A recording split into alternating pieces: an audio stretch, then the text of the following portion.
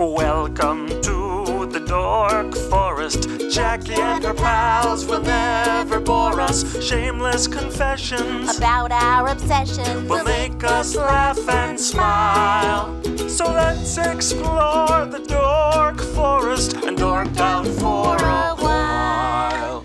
Hi, Rangers. It's me, Jackie Kashian. Welcome to the Dork Forest. It's 2024. Let's do this. Here's the credits, of course. Mike Ruekberg sang that song at the beginning, and he wrote that song, and he sang it with Sarah Cohen, his wife, and he will sing the Mexican hat dance at the end of the program. Also, Patrick Brady, still putting this together. Video, audio, all of it. He's amazing. So, and Vilmos doing JackieKashianStore.com. Squarespace is doing the regular Jackie Kashian page, and I'm thinking of moving the Dork Forest and dorkforest.com away from WordPress because it's driving me nuts. But those are the credits. But if you go to JackieKashian.com, you can get Dork Forest merch. You can get my stand-up merch. You can get my stand-up CDs and DVDs, which you'd have to have devices for those. You can also see videos and find out any number of things. I have another podcast called The Jackie and Laurie Show, but the Dork Forest is the flagship. 18th year, we're doing it, you guys. You can go to my Bandcamp or my YouTube for extra content. Please donate, is what I'm saying. It's 2024, and I think we've been in this long enough. Why don't you guys, everybody send me $100? That's what I'd like you to do. You can PayPal me. There's links all over the pages. You can Venmo me at Jackie Kashian. You can find me at a stand-up show and hand me a sweaty wad of 20s. Do something. But I love doing the show. I would love to make some money, is what I'd like to do. In other news, I'm sure there's more things that I should talk about, but I can't think of them. But let's listen to who's going to dork out about something, because that's my favorite part. Thanks for listening, you guys. You're all great. Let's get into the show. Rangers of the Dork Forest, let me tell you that I am in a very cute little Gilmore Girlsy-like town in Oregon called Cannon Beach, because I guess a cannon washed up on the beach in 1870 or 18 whatever, and they named the town after it. But I am with fellow comedian. We're both doing a comedy festival here. It's Hari Kondabolu. Welcome back to the show 12 years later, or however long it's been. Oh, Jackie, it's nice to be back. It's so great. It's funny because, by the way, yeah, we're both in our hotels right now, so we're across the street from each other. We just had coffee together in person, and we're now in our hotel rooms, a block apart, talking into our computers. Right, because it's Andy was like, well, why don't you just have him over to your hotel room and then you can both stare at your own computer. I was like, I've tried that. It's messy. It isn't fun. It doesn't make for good clips. And the audio we're both shouting into the internet. The audio isn't as good. So the quality is what I'm willing to give up. Good times just sitting next to Hari. But we'll go to breakfast after this. Yeah. Yeah, we're going to go to breakfast. Yeah. Yeah. So Hari Kondabolu, HARIKONDOBOLU. It's at Hari Kondabolu on all the KON. Wait.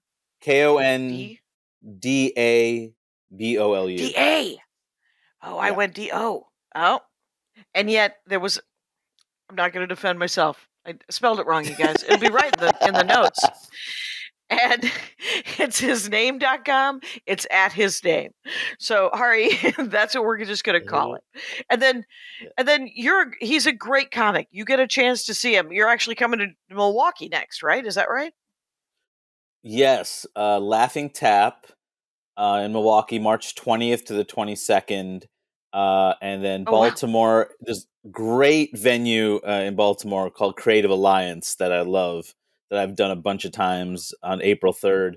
And then like the biggest show in New York I've done in a minute. It's been a couple of years. I've been working out material, but I finally am like, here's a new hour, March 29th at the Gramercy, which I'm so psyched about, just because it's like, okay, I've been doing all these new material events and trying to figure out like what the hour is going to look like. And March 29th, I'm just going to like put it out there. So sorry, May 29th rather. May 29th at the Gramercy. May 29th. And are you going to record? I might. Or are you just going to work on it? For me, I might just record for me, just to see how it, if it feels like a done hour or not. But like, I think it's mainly going to be for for the crowd. Yeah, play to them. Yeah. That's I'm trying to figure out where to do my new album and video this year, and because I love, as much as I love Acne, I was hoping to sort of mix it up as far as how it looks, right? Like the first one, we changed the curtain last time I filmed. It's not. I don't think it's enough. Anyway, it's still the same room, Jackie. Anyway, but I love the room so much. Anyway, so Hari, your dorkdom, I think it was Seattle the last time we talked, was the city of Seattle. Yes. Yes, the whole Because you love city. it so. I still love it. I still love it. But you were raised in Queens. You were raised in New York City. That's right. So yeah, this Queens, time born and it's going to be raised, proud New Yorker. okay. There you go. So, and yet New York, not your dorkdom, which is fine. Sometimes we take it. Sometimes we take for granted the things that we love so much, and but I like that you picked. It's essentially going to be sports. It's going to be baseball and then basketball. Yeah. Because it used to be baseball and then it moved a little bit to basketball, but you still like baseball. And I don't know that many people who like sports. So, I mean, I don't dislike sports. I'm not a monster. It's like music for me. I just don't know anything about it. And so what You don't know let's anything talk about music? baseball. I know what I like. It's like art for me. It's like art. I know what I like. So, I've been listening to a little Doechii, but that doesn't mean that I know who she is. I went to her Instagram. She seems like a very beautiful woman who clearly has a team who is making her even more beautiful because she's a fucking knockout. And you're like, what's happening here? You're like, well, several people poured her into a dress and into some tall shoes, and she's got the most gorgeous wig I've ever seen in my life on. And so she's good looking people, but whatevs. So, but much like that, all I know about baseball is, like, I never watched it as a kid, but my brothers used to bring me packs of baseball cards in an effort to be, because I'm the youngest. They would be like, yeah, here, you're cute, you're a child. Isn't this something you give to people? And so I have a baseball card collection of the Milwaukee Brewers, mostly. So from the 70s. But that's all I've got. So, and I played Little League. Did you ever play baseball?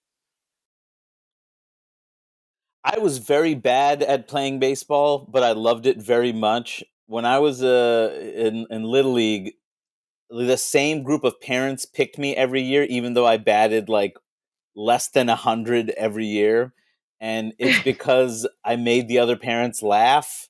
Because I was like the only like 10-year-old who could make jokes about like Iran Contra and the 1970 New York Yankees. Like I, I was always like really precocious and older. Like I preferred keeping score on the bench versus like actually playing, if I had to be really honest. But you could have been the manager. yeah, I mean, you were like, the manager of your Little League team.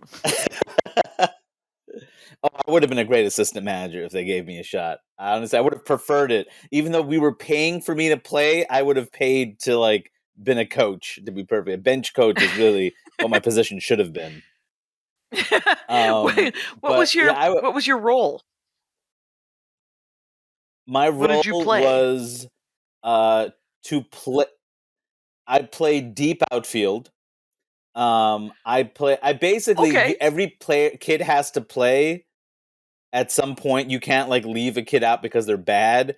So my job, was to meet the requirements. I had to play at some point. It didn't matter how they got me in, but I had to get in somehow. I was very bad. I did one thing in my Little League career that I'm proud of. One thing, and I will tell you this quickly. It was my third year of Little League. I batted 0. And I later got glasses, so that kind of explains some of that. I was bad, but 0. I didn't put a ball in. I struck out every time I went up. Clearly, there was something going on. Right. So I got to first base one day, I don't know how. I probably got hit by the ball. Like, probably. I don't know how else I got to first. And Could have got walked. Could have somehow got I walked. ended up on second base. I would have swang. I just, Oh. couldn't see it. So I either I would just swang wildly, hoping. So I ended up on second base somehow, and all of us we were allowed to steal bases, but I was a fat kid, so the idea of stealing a base, nobody in the ballpark was worried about that. I wasn't worried about that. Like, it was not going to happen. But you were allowed to take walking leads, so you could, like, take a little bit Sure. of a lead. So if someone gets a hit, you're more likely to score. And I had to be careful not to get picked off. But to be perfectly honest, the pitcher wasn't really concerned about me. Like, I wasn't an issue. And so I was taking a bigger and bigger lead, and no one's paying attention to me. Like, I'm talking shit at second base. Nobody cares. Like, I'm taking a bigger and bigger lead. No, again, nothing's happening. And finally I wanted to test my limit because nobody was paying attention. So I kept taking a bigger and bigger lead, and then I kept walking, and I walked to third base. And it was like everybody woke up at the same time. Like, they saw me on third, and it was like, what just happened? How is he on third? What just happened? Like, it's like You no, literally it's like stole that base. I literally, like, it was not even in the realm of possibility, and I just took it slowly, very slowly, Right. stole third base.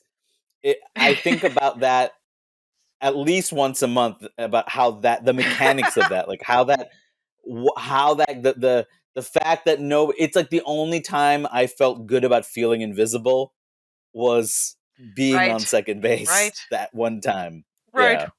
Right, because it was very much you were invisible, and they underestimated you so badly that you could have Oh. picked up the base and put it in your mom's purse, and then they would have not even noticed.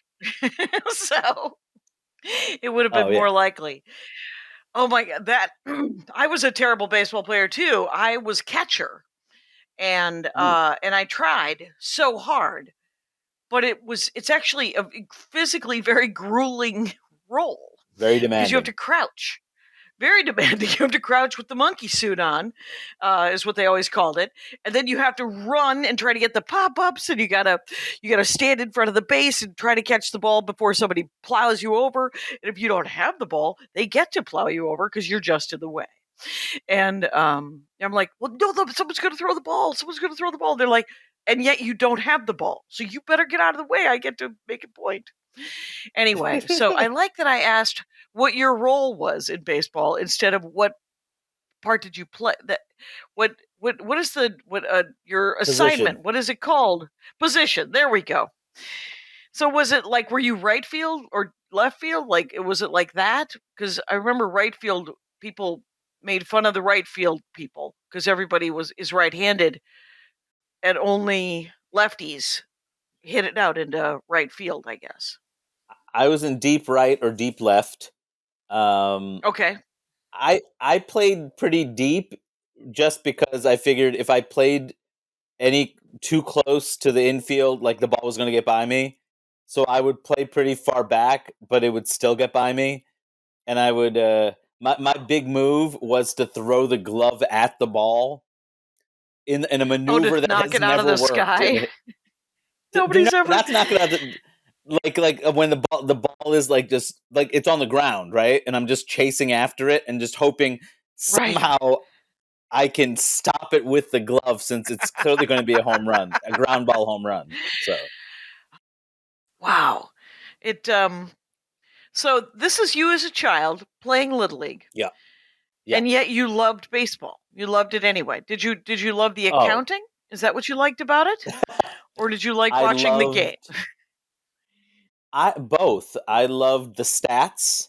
I loved the Okay. fact that you could track people's progress. The progress you could see. The history of the game is connected by statistics and numbers, and so you could always feel like a sense of like, this isn't quite true anymore. Maybe it wasn't true then, but like somebody hitting 40 homers in 92 and someone hitting 40 homers in 52, there's still something about that tells you they were really good. And like, that's a mark. 40 homers is a mark, or 30 homers is a mark. Okay. And hitting 300 means something regardless of era. Like if you're a 300 hitter, you're a damn good hitter. And there's something about that made me feel historically connected to the past and the present by watching this game, like poring over books of stats, as a 10-year-old, reading about the history of baseball, and especially during the 40s and Jackie Robinson's era. So I also felt this connection to like America and justice, and like baseball's the narrative of baseball fit very neatly into the narrative of America, and it made me feel a lot more connected to being American, like being like a first generation Because in it this was merit country. based, or No, that's funny. well, what I mean, the idea of America is that it's merit based, right? That's the ideal, right? So what made you was less- connect it through baseball? I It know was it's less not. that, I'm an Jackie. adult. It was more that it has been present throughout so much of the history of America. Oh, And it had been such a big sport, and a game that, whether it was lacking integration, eventually having integration, it was the story of immigrants often playing baseball, and this is their way, into acceptance. Like there was a lot of stories like that felt familiar. It's less so now, but there was definitely a time when baseball was a bigger deal. It wasn't just a sport; it was the sport, and so I connected to when that was feeling. that? Like this. Oh, I mean, Like like, historically, do you know when that? Yeah. What is that? oh, I mean, What does that throughout mean? 20s, Yeah. 30s, 40s, because like football's once a week, right? And Okay. basketball was not a big sport for many years until probably like the 80s. It became like, like Bird and Johnson. That's when it starts to become a big sport, like something that people are nationally Okay. following. Like for years, basketball games weren't even televised live; they were taped. Like baseball was Oh, every day. It was part of your day-to-day existence, right? Every night the game was on. It kind of was, it what? went with you. Oh, yeah, there's 162 games in baseball in a Wait, season. that's and it's not in a right, and there aren't that many Plus games the with like footballs. Yeah. 17 football games, 82, and this is the And a regular hundred. season. Then there's the playoffs adds another month of plus of games. So we're talking like, we're talking 200 games and that's basically a game a day. Like, that's a lot of games. Right, right. So if you it's like baseball, exhausting. you could watch or listen to a baseball game every day for Yes. 200 days or Yes. 162 days. And I did. And you did. Every Yeah. day you would come home from school as a child and go, "What's the baseball game on today?" Yes. Or can I watch Or it? Can I because it was in listen? the If it's a late summer. game, I'd listen to it on the radio. Okay. What? I don't think I think I knew that, but I don't think I ever sort of realized it, right? In the way that so and when did it start? Do you know when it started being so many games? It was always a lot of games. I mean, from the history of baseball, it used to be 154 games. Before that, I think it was less regulated, but it's always been in the hundreds. Like, baseball, Just a boat ton. How it's can they half the why year. did they think that was okay? Why did they think why did they think that was something? because I Because just there want was to look nothing else to do, Jackie. There was nothing else to do. We're talking about the early part of the 20th century. This thing fills 3 to 4 hours of your day for relatively cheap. Like, Right, you could sit there was around and nothing. have a couple of beers, and yeah. It was considered fast moving. Wait, baseball? You know Yes, that a it was perfect game in leisurely, baseball, but right? Because isn't a perfect game in baseball nobody hits anything? Like a no hitter yeah. is a perfect game, isn't that correct? Uh, A perfect game means that you don't walk anybody and nobody it's like nobody walks. So no one's on base. It's 27 people up, 27 people out. A no hitter is when no one gets a hit. So you could walk or you get hit by a ball, but like it's all statistical. Like people we're obsessed in baseball with stats and like a no hitter in any generation is an achievement. Like it's marked. It doesn't happen often. And a perfect game is like in this upper echelon of players who like achieved it. It's like less than 50. is it okay? Less than 50, and we've been playing it for over 100 years, right? It's Yeah, 2025. So it started, I think, in the 1880s or something, right? something like that. That's right. Yeah, 1860s. And it was after the Civil War, or it was like during the Civil War, and then like more the leagues really started to form after the Civil War. Yeah, that's it. Yeah. And then and so do you know, like, early, like, Ty Cobb famously, in my head, yeah, famously, which got to be famous because I don't know anything about baseball, is that he's famously an amazing baseball player and a really crummy human being, like a racist very piece of crummy. shit. Yeah, Yeah, yeah. a real fuck job. And so, but was he a hitter? Was he a pitcher? What was his jam? He was What was Ty before Cobb's thing? Pete Rose, he had the most hits in Major League history. He was one of the best hitters. Ooh, He had the most steals in baseball history. He had scored the most runs. Like before Babe Ruth, the game was Ty Cobb, and the game also okay, echoed Ty Cobb's style. Like Ty Cobb's style was very gritty. It was beating out a hit. It was slashing the ball. It was playing really aggressive, trying to take an extra base. It was this kind of what they call small ball, like you move from base to base. That was Ty Cobb, right? Babe Ruth comes in and okay. it's a home run hitter's game. Like power becomes what the game is, and that's what adds a level of excitement to the game that was lacking before. So, in his era, So the like they game had a itself dead ball. changed. The game changed. The ball changed. That was the biggest thing in the first era.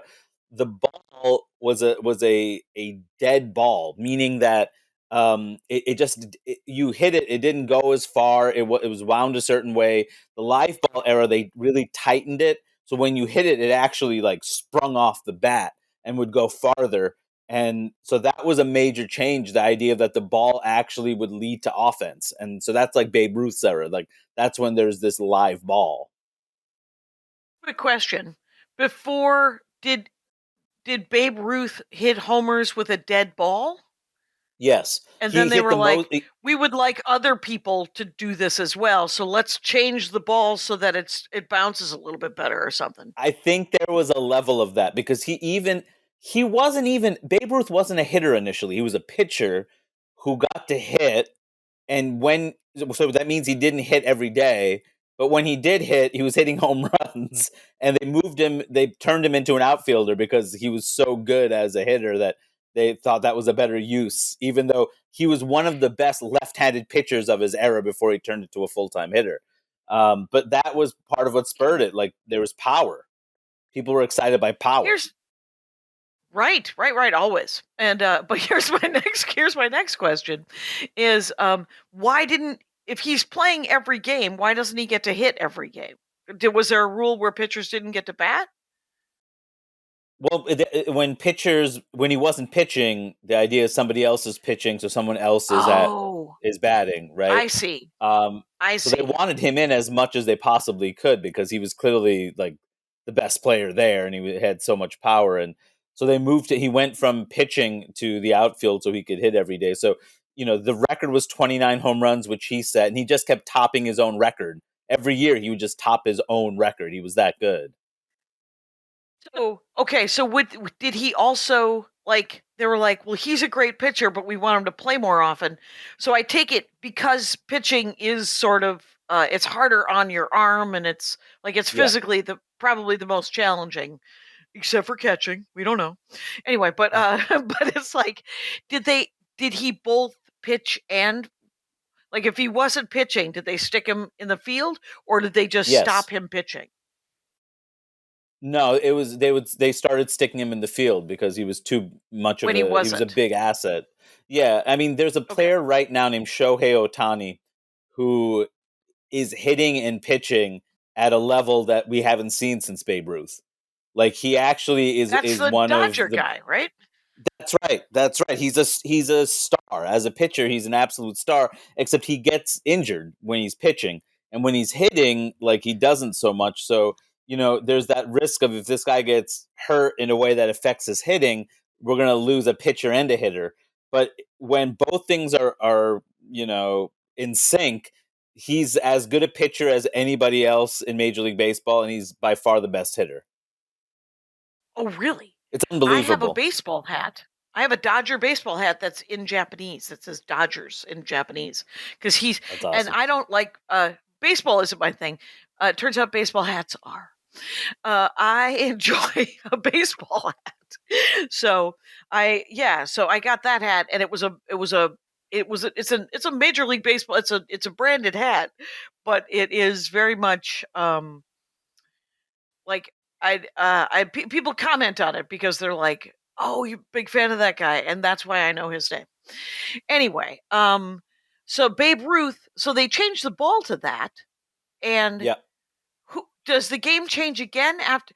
Wait, so in between Ty Cobb and Babe Ruth, it's because Ty Cobb played in like the 1910s to the 20s, right? Yeah, more or less. If I don't know why I know That's that, but about that's that's how about I know. right. That's about right. Yeah. And then Babe Ruth played in the 30s and 40s, right? Mostly, or No. He 20s and he 30s. played in like late. He played in Ty Cobb's era into his own era, so it would have been like late teens into the 30s.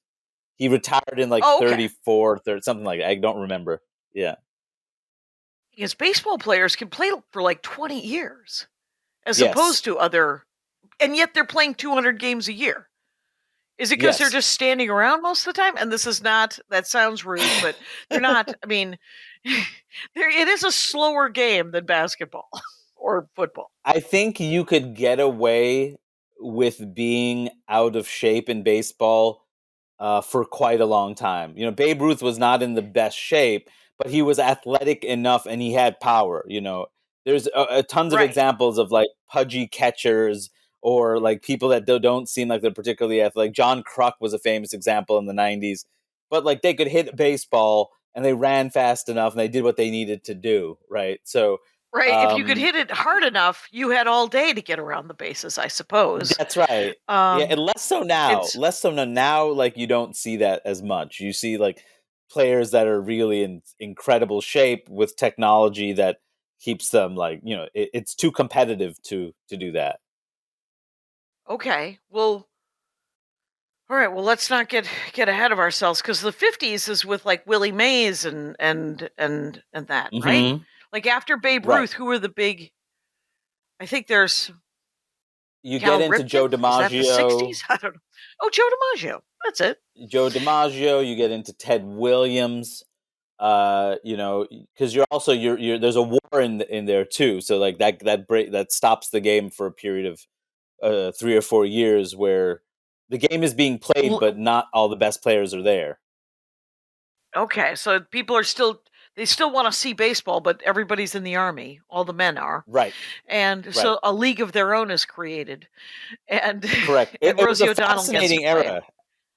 It was a Yeah. fascinating era also because you had players that you wouldn't have seen in any. There's a guy named Pete Gray, only had one arm, and he played baseball with one arm, and that happened during the years when World War. like the stars were in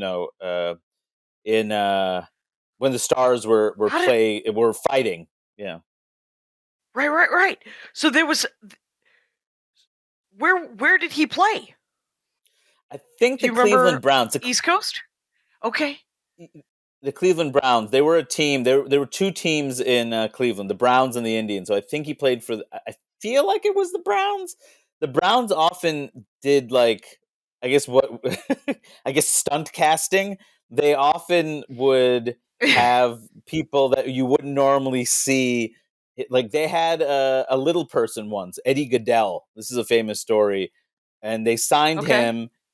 His strike zone was so small because he was a little person that there was no way that Right. the pitcher was going to get him out. He was going to walk every time because he was going to go over his head. Right. So like that, they attempted that once. Like the Browns were, I think I can't remember the name of the owner. I feel it was it Bill Veeck, Uh, but they did a lot of. They were the number 2 team in they, Cleveland, which says a lot, and so they did what they had to they were do. trying to gaming the system. They're trying to make Oh the my God, system more interesting. not the Cleveland Browns. Sorry, I got that. The St. Louis Browns. The St. Louis Browns. They were the second team in St. Louis. It was the Cardinals and the Browns. Okay. Here's a tangential question. Who names their team the Browns? What's that all about? It's it I was. have no I answer mean, I for said the you. Cincinnati Reds, and then there's right. Wasn't the Reds the name of a team? The And Reds is funny because during the communist scare and everything, they changed their name to the Red Stockings just oh, because did of, they? yeah, briefly, and then they went back to the Reds because that's insane. Yeah, red stockings. That's not gonna strike fear into the hearts of anyone. Yeah. And uh, yeah, the naming. It's sort of like comedy clubs. Why do they get to name their own baseball teams? It's so weird. Who's naming the teams, do you think? Do you think the town is naming them or the owners? Nowadays, they've done things where they'll have fan votes and fan suggestions when a new team is created, but it's the owners. Like and they have branding people now. Like it's. Wait, I mean, the that's Yankees used to be called the Highlanders. They were the New York Highlanders. were they Scottish? Did they wear kilts? What happened? Uh, I want them to play in kilts. Uh, just no underwear. And I just want them to run around the bases. I'm entertaining myself. Anyway, so uh, how many teams were there initially? Do you can approximately? I mean, I don't. It doesn't have to be dead on right, but I like when don't. the first. Because if there's a It hundred was. games going on, like now it's 200 games, but if there's only a dozen, because how many teams are there now?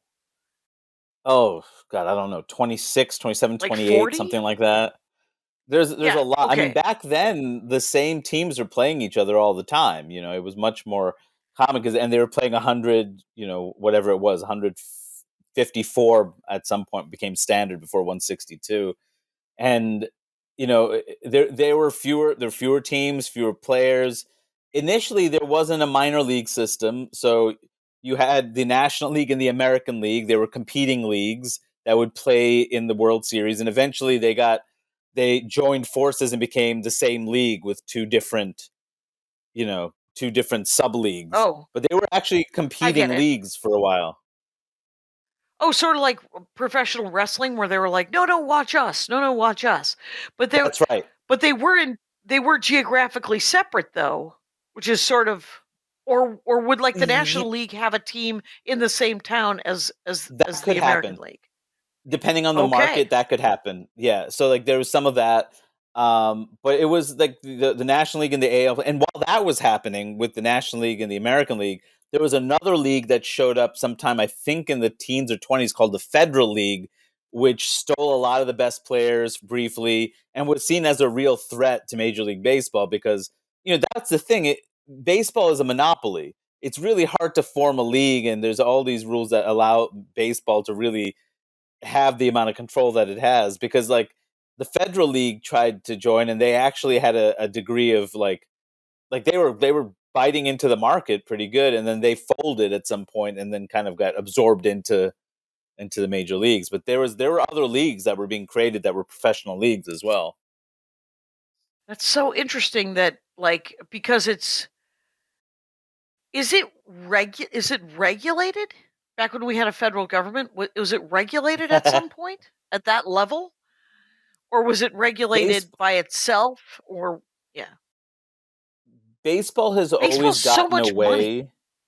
It's so much money, and because of its status in America historically, it's gotten away with like a lot of antitrust kind of things. Like it's not seen like all these monopolies were broken up. Baseball was never seen in the same light as a monopoly, even though essentially that's what they were. There was not much competition. There was not going to be other leagues that were going to compete with it.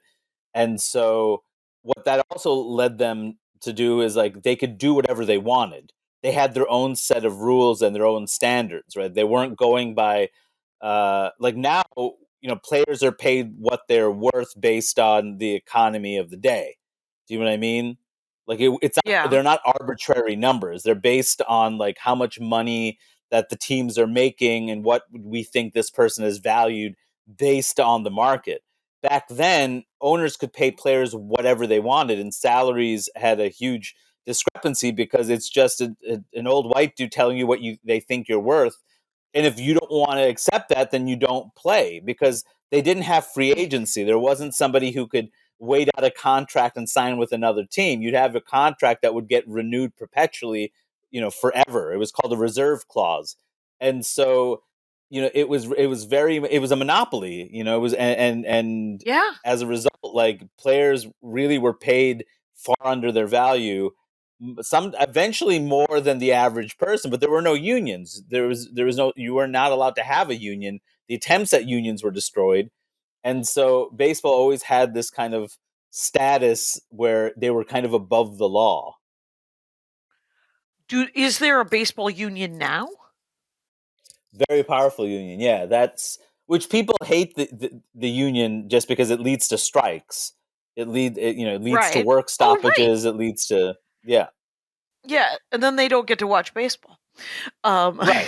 So and people get angry. It's like these billionaire owners and these millionaire players fighting it out, and I understand that, and there's truth to that. yeah, But at the same yeah, time, like if we're doing this capitalism thing, you got to side with the workers. Like if you've yeah. decided to go full on capitalism, it's like, hey, look, I'm not saying that like these players are worth this much based on what we should be valuing as a society.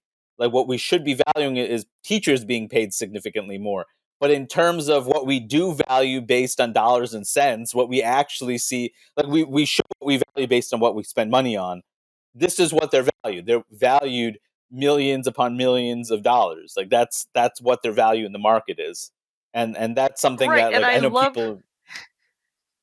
I loved how you put it, which is just like it's billionaire owners fighting millionaire players. And you're just like, this is not a narrative that is compelling to me because nobody's living check to check here. But No.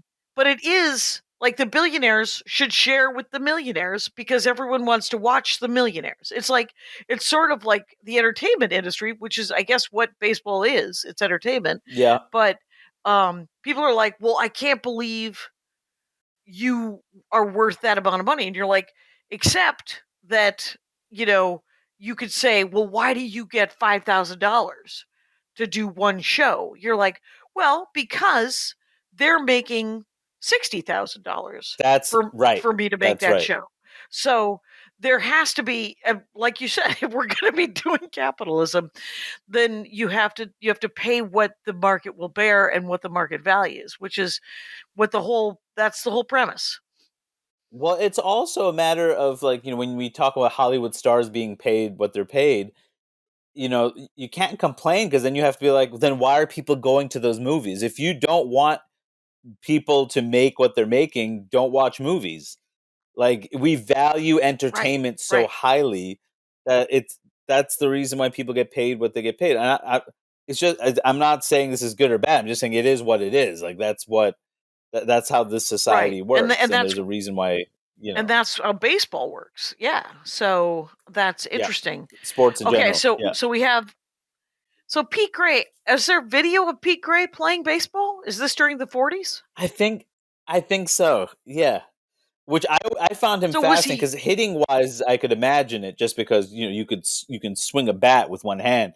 It's the catching, like how do you catch a ball with one hand and throw it, like the ability to right, like yeah, he played to the catch it outfield. with a glove? Okay, so Yeah, he's and catching then it with the find a glove, and then what? Just yes. throwing both of them up in the air, just catching the ball and then throwing the ball? I can't figure that out. He must have figured out a system to like get the glove off fast enough to throw it. But like it's because pretty he's got to, remarkable. Like because I he really can't. Right, it's gonna hurt to catch it with your bare hand, so he's got to use the glove to catch he's the using ball, right. and Like there's then he's other got to throw the glove examples. off of him. Yeah, it's. I mean, there's a guy named Jim Abbott who's a famous baseball player in the '90s, and he had one of his hands was missing, but he had rest of his arm. So what he was able to do is when he'd have to switch from his throwing arm to his catching hand, he was able to move the glove onto the stump and be able to throw with one hand. Like he was able to use the hand the arm without the hand and keep the glove on it, and then switch to the other hand very quickly. It was very impressive. But with Pete Gray, I'm like, dude, he's only got one arm. How do you do it? Jim Abbott, who did he play for? He played for the California Angels, now known as the Anaheim Angels, and he was a really good player. Like he ended his career pretty solid. He was like a star player for a couple of years. It wasn't that he was playing; he was good. That was the part that was him playing already is shocking to people, but he threw a no-hitter with the Yankees. Like he was a very good player. So he was a pitcher. Yeah. Okay. So yeah, I mean the thing he was a decent hitter too, by the way. Really, with just one arm, with one hand, because he could only hold the thing with and he would balance it like it was so incredible because he played for the University of Michigan. He could hit there too. He was a decent player all around. Like it's really sensational. But like baseball, sports in general have stories like that. But when you see something like that, it's incredible, and there's a lot of stories like that of people like overcoming the odds that you see in the history of baseball, and I've always found that very fascinating. Along with, again, like I said before, like how it echoes the history of America. Like integration is such a big story. Like Jackie Robinson making the majors is a civil rights moment as much as it's a baseball moment. Like that spurred a nation on. Right. You said that you watched that Ken Burns. The only Ken Burns documentaries I've seen are the National Park series and the Civil War series. But he did jazz, he did baseball. So did he concentrate on most of those characters? Is that he made the game? Yeah, he made the game about characters, and eras, like how baseball fit into the history of the time and kind of the characters that drive the game, whether they're off the wall characters that like only could fit in a game like baseball that involved like basically traveling entertainers, or just like the inspirational figures that show up in the game, whether it's Jackie Robinson or a Curt Flood or Roberto Clemente. Like there's all these figures that show up that like kind of you're just stunned by, who's Curt Flood? Oh, Curt Flood, it's kind of somewhat of a tragic story, but he was a player for the St. Louis Cardinals in the 60s and 70s, and he got traded to the Philadelphia Phillies, and he refused to play for them. He had his family in St. Louis. He had played in St. Louis for many years. It was his home. And this was during the era where you couldn't challenge it. Like if they basically owned your rights. And so he went to the Supreme Court to fight it. That like this reserve clause is bullshit. And, he mounted it to some degree along with the Marvin Miller, who's the head of the players union, as kind of a form of servitude, a form of slavery, because you weren't able to make choices in baseball. The comparison that was made by Marvin Miller was it was like going to plantation. Like you never actually got to choose where you got to go. So Curt Flood, like he basically cost himself a career by taking this case all the way to the Supreme Court and challenging the reserve clause. And he kind of he was a star player, and he took the hit for it. He said something on the Ken Burns series, if I remember right. It was how he has no issue with the the color God made his skin. He just wished he made it thicker. I think about that a lot. Wow. I think about that a Yeah, lot. Yeah. So was he a black man? Yeah. Kurt Flood? Yeah. Okay. Yeah. And so he took the hit, and did he break that reserve system? Yeah, he did. Did that? Okay. Him along with a bunch of other players, but it was Kurt Flood that really forced Was the the face issue. of the? Yeah. Yeah, like he's the one that was like he lost his career over it. Yeah. Yeah. Eventually you have to. I mean, anyone can say somebody has to stand up for it, but it's a real. That's amazing. Is when someone actually goes, "I've had enough." The the other day I was at breakfast with a friend, and I was talking about stopping trying not to use Amazon anymore because I'm Yeah. over it, right? And I can do Amazon. I can even do Whole Foods, which was a bit of a hit for me because that's where I would always buy my meat. But the and now I'm trying to figure out how to get rid of Amazon Prime. And I was talking to my friend Greg, and I go, "Yeah, I just want to finish Reacher before I cancel it." And he goes, "Hey, Rosa Parks," and and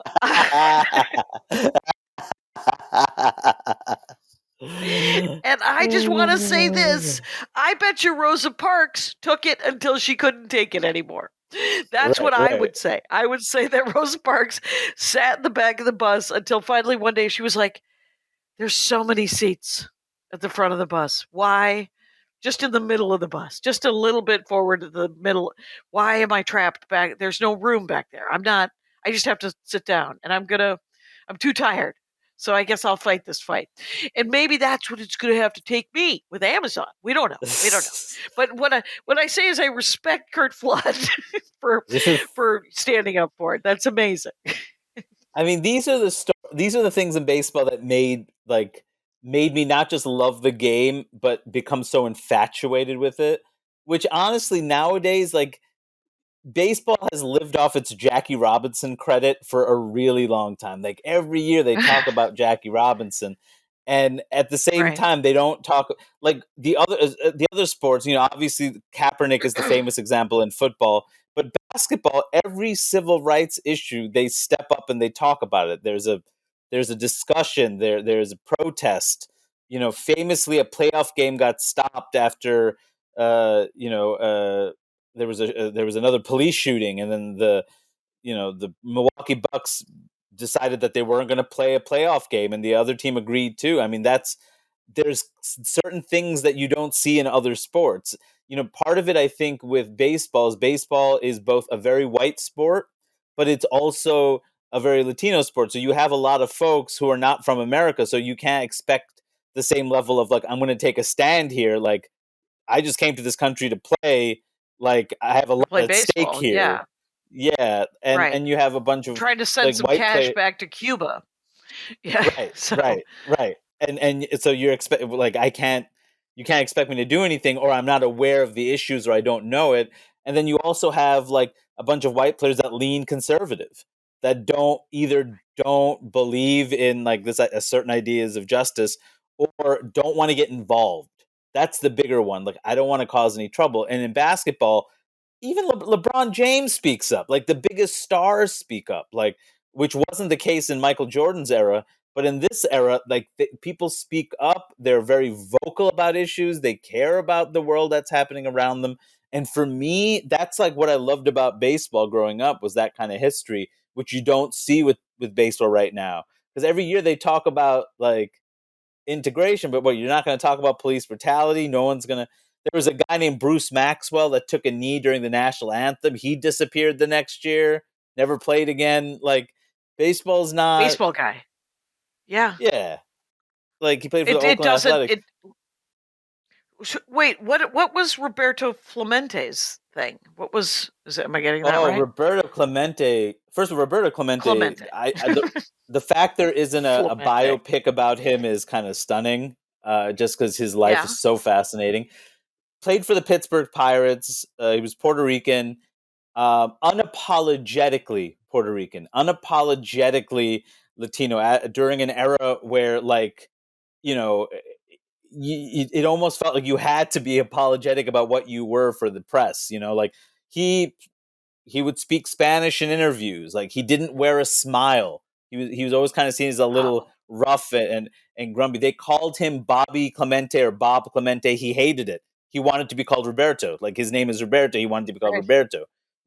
And he was an incredible player. And over time, as he just continued to hit and continued to produce with a certain level of dignity, like, he was never ashamed of what he was and who he was, and would talk about, like, the rights of the underclass, his support for Martin Luther King. Like, he was always very vocal about that in Pittsburgh, and Did he it play in kind the of set him apart. 60s? He played in the Was he a 60s guy and from the 70s. 60s? Yeah, the Okay. 60s and 70s. Primarily, I think the 70s, but I think maybe the tail end of the 60s, but really the 70s. And what he's famous for at the end, 3,000 hits is a giant mark in baseball. If you that's like one of those things. If you make 3,000 hits, you're immediately seen as a certain level of star. Like, you're going to go to the Hall of Fame. That's a hard thing to do, is to reach 3,000 hits. And so on the last game of the season, he got his 3,000th hit. And over the winter, there was a earthquake in Nicaragua, and he had been coaching in Nicaragua, had a connection to Nicaragua, and he apparently, all the aid that was being sent and supplies that were being sent to Nicaragua were being taken by gangs, and corruption had taken place. So Right. people who needed it weren't getting it. So he himself got himself a plane, filled it with supplies, and decided, I'm going to go to Nicaragua myself to make sure this goes where it needs to go. And the plane crashed, and they never found his body. They still have never found his body. And so that's how yeah.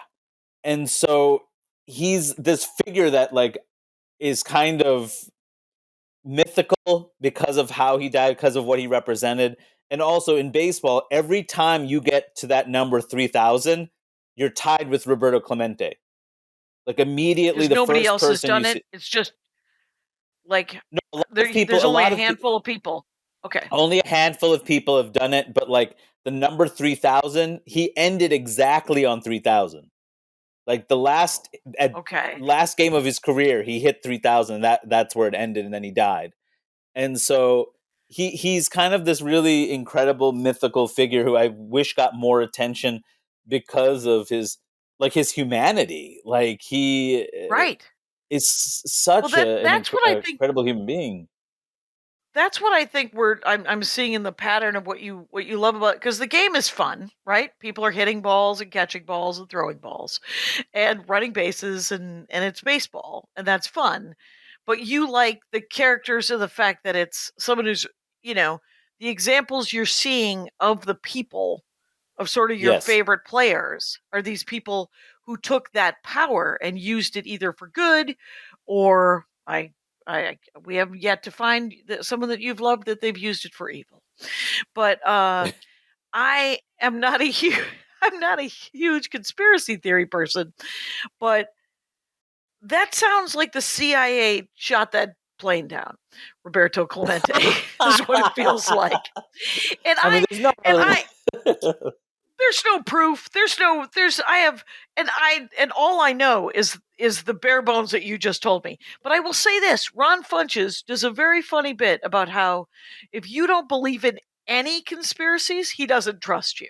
He's like, that means that you believe the government is on the up and up the whole time? All for everything? That actually doesn't make sense either. So, I mean, I'm not lizard people, but I do think that there are injustices that occur with people, because absolute power corrupts absolutely, and sometimes it's used for bad guys. Anyway, so so Roberto Clemente, that guy seems amazing. So I love that guy. Yeah. That's an Oscar waiting to be won by somebody. Like, that's one, like, that story. There's a Puerto Rican actor, Lin-Manuel Miranda, a musical. Don't do No, it. because the Don't only do thing is Clemente was black, which makes it even more interesting. He was a black Puerto Rican. Oh, okay. Yeah. Have you ever been Yeah. to Puerto Rico? They're doing excellent work with pork chops. I fucking love Puerto Rican food. Briefly on a cruise ship, so it wasn't real. Like I saw a little bit Okay. of San Juan. Yeah. I went to essentially I was doing a Coast Guard gig. So we flew into San Juan and then we drove across and did a show there at a Coast Guard and then we drove across to the other town and did a gig on the other town. Oh, it's raining. I don't know if you could hear, hopefully not. Unless that'll be nice for Rangers. By the way, we're almost at an hour, but I just want everyone to know Hari Kondabolu, Kondabolu. It'll be in the notes. A great comic. It's at his name and harikondabolu.com. And he is going to be in Milwaukee, and you're going to be in Baltimore, and you're going to be in New York, right? So you New want York on to May 29th. there you go. That's the Gramercy. Right off of Gramercy. that park. Is it by the Gramercy Park where I really should know um this, considering I'm born and raised in New York, but I don't know. It's the a only rare reason I know is Manhattan gig.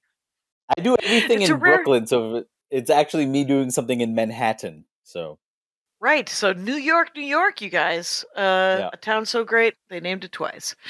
Um, who are your other? So there's so in the was it in the '90s that they sort of shut down any sort of political or any social, not even political, just socio-political.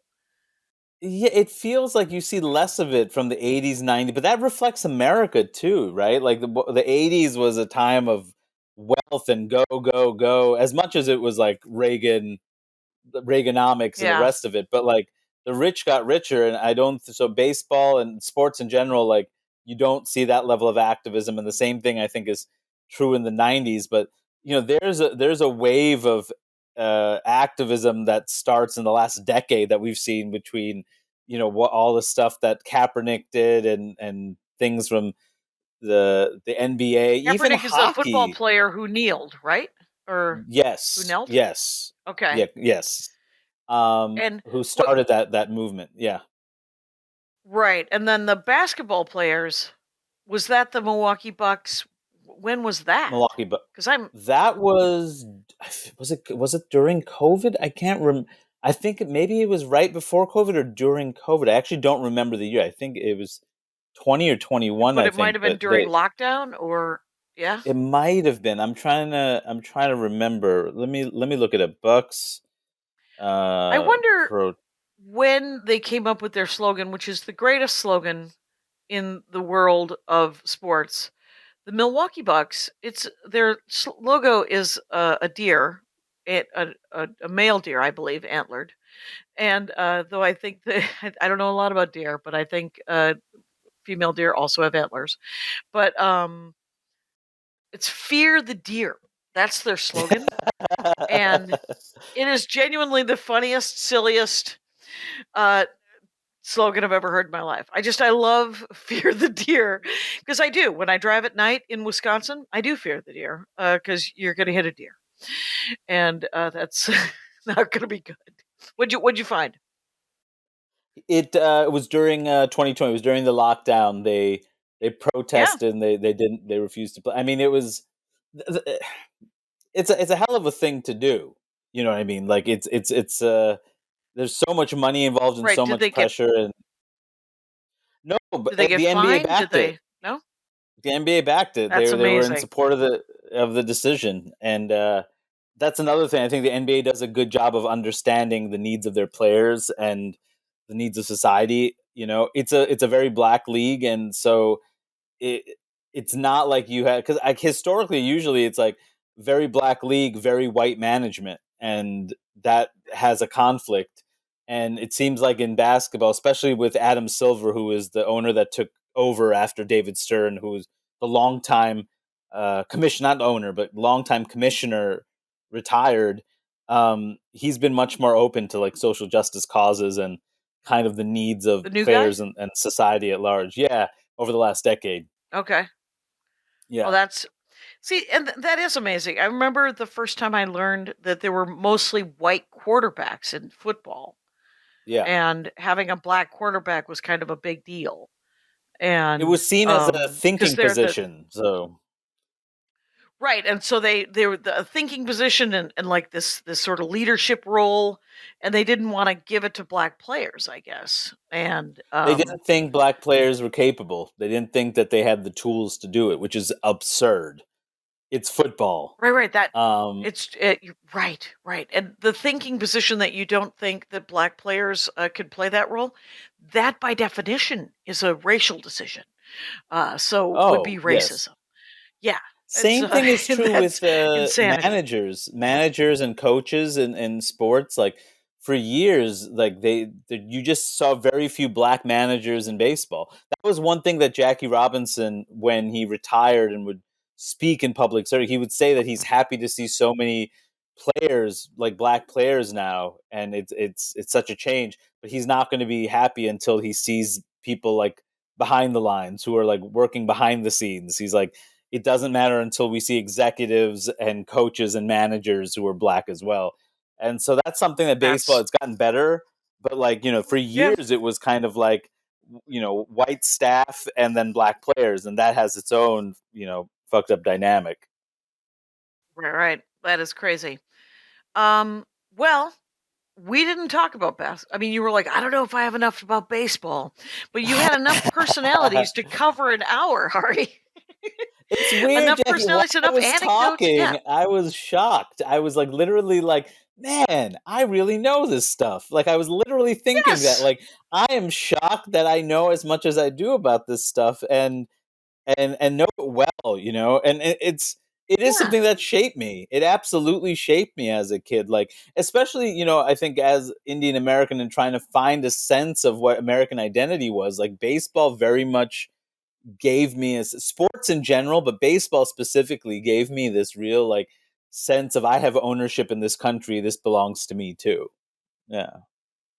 Yeah, because it is inclusive to get to root for teams Yeah. and to care about individuals and math belongs to everybody, you guys, and that is why the accounting of baseball can be for everyone. You guys, Hari Yes. Kondabolu, follow him on all the socials. Go watch him do stand-up comedy, and thank you so much for doing the show, Hari. Oh, Jackie, you're the best. Let's have breakfast. Let's have breakfast, and Rangers, you know the rules out there. Take care of each other. My hat, my hat, my hat. They're dancing around my hat, my hat, my hat, my hat. Well, what do you think of that? If it looks like a Mexican hat dance and it sounds like a Mexican hat dance, it's most likely a Mexican hat dance. So take off your hat and let's dance. Yay! Oh my God. Why don't we just call that as the end of the show?